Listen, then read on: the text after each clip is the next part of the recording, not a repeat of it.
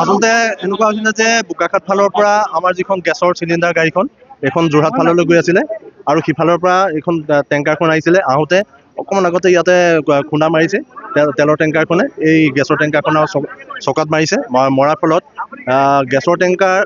গেছৰ যিখন চিলিণ্ডাৰ আছিলে, চিলিণ্ডাৰ গাড়ীখনৰ তেলৰ টেংকিটো ব্ৰাছ হৈছে। ব্ৰাছ হোৱাৰ পিছতে সেই টেংকাৰখন আগলৈ গুচি গৈছে আৰু তাতে গৈ সেই টেংকাৰখন জ্বলি গৈছে। সেইখন টেংকাৰখনটো সম্পূৰ্ণ জ্বলি গৈছে, কিন্তু ভাগ্যৱান যে আমি এতিয়ালৈকে জনামতে তাত তেল নাছিলে আৰু টেংকাৰখনৰ গোটেই টায়াৰকেইটা ব্ৰাছ হৈছে। আৰু এই টেংকাৰখনৰ মাত্ৰ অকল ইয়াৰ কিছু ক্ষতিসাধন হৈছে। মানুহ এতিয়ালৈকে আমি ওচৰলৈ যাব পৰা নাই, কাৰণ আমাৰ পুলিচ প্ৰশাসনে ওচৰলৈ যাবলৈ দিয়া নাই আৰু ফায়াৰ ব্ৰিগেড আহিছে। এতিয়ালৈকে আমি কিন্তু মানুহ হতাহতি হোৱাৰ কোনো খবৰ। নিশা 10মান বজাত চবটো খোৱা পাতিত আছোঁ আৰু এটা ডাঙৰ শব্দ হৈছে, কাৰণ দুখন গাড়ী সংঘৰ্ষৰ এটা শব্দ মানে চূৰ্ণ বিচ্ছিন্ন হৈছে কিছু কিছু অংশ। তাৰপৰা ওলাই আহিছে আমাৰ পদূলিতে প্ৰথম খুন্দাটো মাৰিছে IOCLৰ এখন ফুল গেছ লোডিং গাড়ী LPG চিলিণ্ডাৰৰ। সেইখনক ছাৰ্ভিচ টেংকত মাৰি গাড়ীখন প্ৰায় 500 মিটাৰ বেক কৰাই 20 কেল যিখন অইল টেংকাৰ ফুল লোড, সেইখন গৈ পেলাই ফুল লোড ডিজেল পেট্ৰল 200 মিটাৰমান গৈ পেলাই তাত খালত সোমাই গ'ল আৰু কেবিনৰ পৰা জ্বলিবলৈ আৰম্ভ কৰি গ'ল। আৰু আমি লগালগ ফোনাফোনি কৰিলোঁ আৰু পুলিচ প্ৰশাসনক কৰিলোঁ।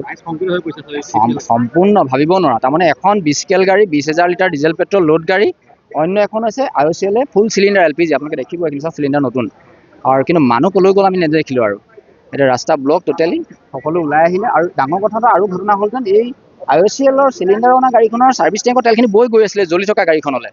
আমি ব্লেংকেট গাড়ীখনৰ পৰা নমাই যিটো বালি চালি ভেটি দিলত সিমানত ৰক্ষা। ইতিমধ্যে ফায়াৰ ব্ৰিগেডো আহি পালেহি। এতিয়া বিপদমুক্ত বুলি ভাবিছোঁ, মানে নহ'লে মানুহ হতাহতি তেনেকৈ হোৱা নাই, মানে গমেই নাপাওঁ, তেওঁলোকো আঁতৰি গ'ল। যদি কিন্তু মানুহ নাই তেনেকুৱা নাই, ওপৰলৈ গৈছে আৰু তেতিয়া কিন্তু ভয় লাগিব। টায়াৰবোৰ এটা ডাঙৰ ডাঙৰ শব্দ হৈ ফুটিবলৈ আৰম্ভ কৰিলে। আৰু তেনেকৈ বিশেষ মানে আমি গাড়ী মানুহ কাকো দেখা নাপালোঁ।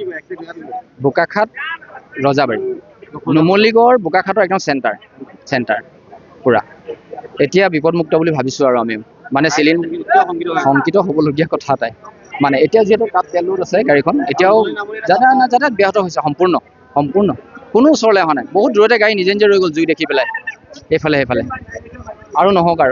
আৰু এষাৰ কথা কৈ দিওঁ বাৰু, সুধিছে যেতিয়া, ঘটনাটো কিন্তু সংঘটিত হৈছে সম্পূৰ্ণ 4 লেন নোহোৱাৰ কাৰণে। আজি ডিভাইডাৰ থকা হ'লে এই গাড়ীখনক সেই গাড়ীখনো খুন্দিয়াবলৈ নাপায়, তাৰমানে দুইটা ট্ৰেকত গৈ থাকিলে হয়। এতিয়া আৰু এটা ছিংগেল লোড আজি তাৰিখত গাড়ী চলি আছে, লোড গাড়ী, আৰু কি কাৰণত হৈছে এইটো এতিয়া নাজানো। ষ্টেৰিং ফেইলো হ'ব পাৰে, ড্ৰিংক এণ্ড ড্ৰাইভ হ'ব পাৰে, আমিতো নাজানো। কিন্তু ডিভাইডাৰ থকা হ'লে আজি দুইখন গাড়ী সংঘৰ্ষ নহয়, তাৰমানে সেইটো কিন্তু অভিজ্ঞতা এটা, যিটো ৰাস্তা দাঁতি মানুহ আমি সৰুৰ পৰা দেখি আছোঁ। ডাঙৰ বিপদৰ পৰা বাচিছোঁ মানে।